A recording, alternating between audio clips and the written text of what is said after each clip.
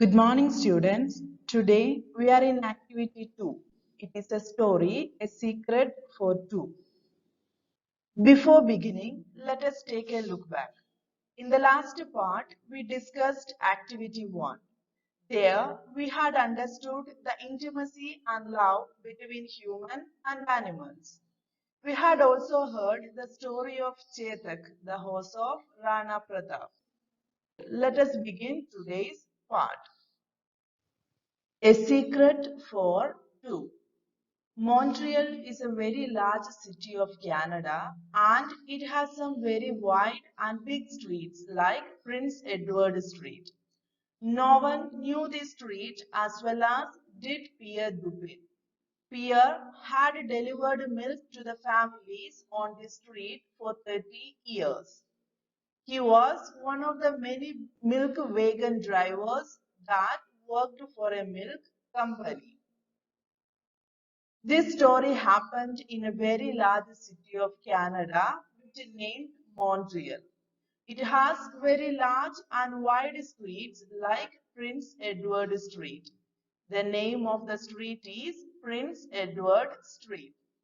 Pierre Dupin was a driver of a milk wagon. Wagon is a wheeled vehicle drawn by an animal or a tractor. He worked for a milk company. He had delivered milk to the families on this street for 30 years. So he knew about this street more than anyone else. During the past 15 years, the horse which drew the milk wagon used by Pierre was a large white horse named Joseph. When the big white horse first came to the milk company, he didn't have a name. They told Pierre that he could use the white horse. Pierre stroked the horse's neck and looked into his eyes. "This is a nice horse, a kind and gentle one," said Pierre. "I will name him after Saint Joseph, who was also very kind and gentle." This milk wagon was drawn by a horse.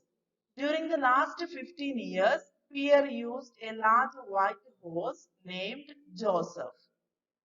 When the horse came first to this milk company, he didn't have a name. The company authorities told Pierre to use that white horse. Pierre stroked the horse. Pierre moved his hands gently on the horse, and he understood it was a nice, kind, and a gentle one. So he named him Joseph. Saint Joseph was a saint who was also very kind and gentle. Within a year, Joseph knew the milk route as well as Pierre did. Pierre used to say that he didn't need reins. He never touched them. Each morning, Pierre arrived at the stables of the milk company at 5 o'clock. The wagon would be loaded and Joseph hitched to it.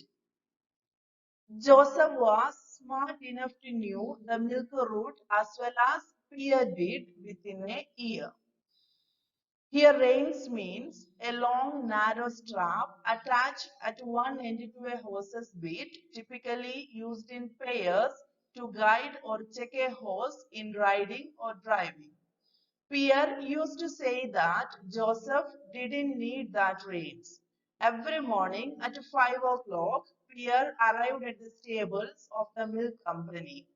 Stable is a building in which horses are kept. And the wagon would be loaded and Joseph tied with it. Pierre would call softly to Joseph, "Go on, my friend." And this splendid combination would stalk proudly down the street. Pierre would call softly to Joseph, "Go on, my friend." And that magnificent combination would start their journey.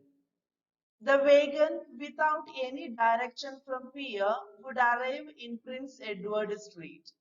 The horse would stop at the first house, allow Pierre perhaps 30 seconds to get down from his seat, and put a bottle of milk at the front door. Again, the horse would go on, skipping two houses and stopping at the third. So, down the length of the street, the two would go. Then Joseph would turn around and come back along the other side of the street. Yes, Joseph was really a smart horse. Pierre didn't want to say any direction the wagon would arrive in Prince Edward Street. When they reached their destination, the horse would stop at the first house and he would wait for 30 seconds, which Pierre needed to get down from his seat and put a bottle of milk at the front door. Again, the horse would go on.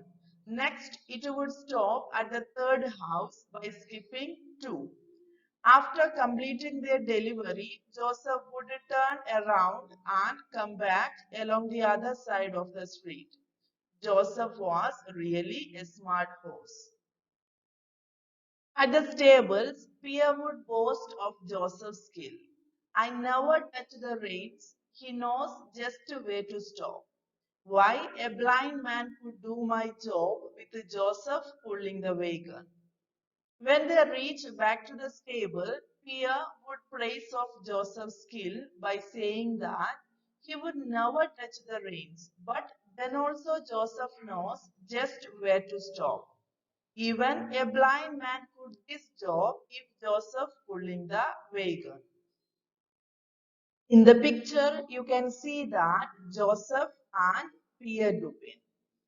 So it went on years. Pierre and Joseph grew old together, but gradually, not suddenly. Pierre's huge walrus mustache was poor white now, and Joseph didn't lift his knees so high. Jacques, the foreman of the stables, never noticed that they were getting old until Pierre appeared one day carrying a big walking stick.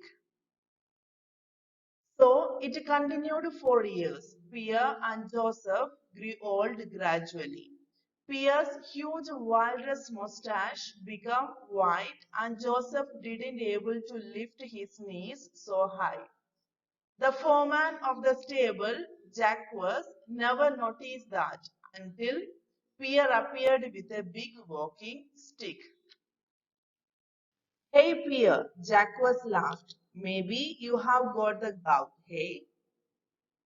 Here, gout means a form of arthritis by a severe pain in joints. By seeing this walking stick, Jacques laughed and asked, what happened, Pierre? Did you get the pain in your joints? Yes, Jacques, replied Pierre uncertainly. But as one grows old, legs get tired.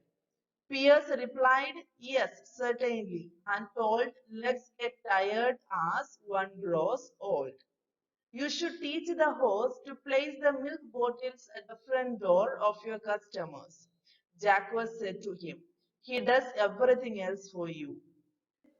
Jacques said to him that he should also teach Joseph to keep the milk bottles at the front door of the customers.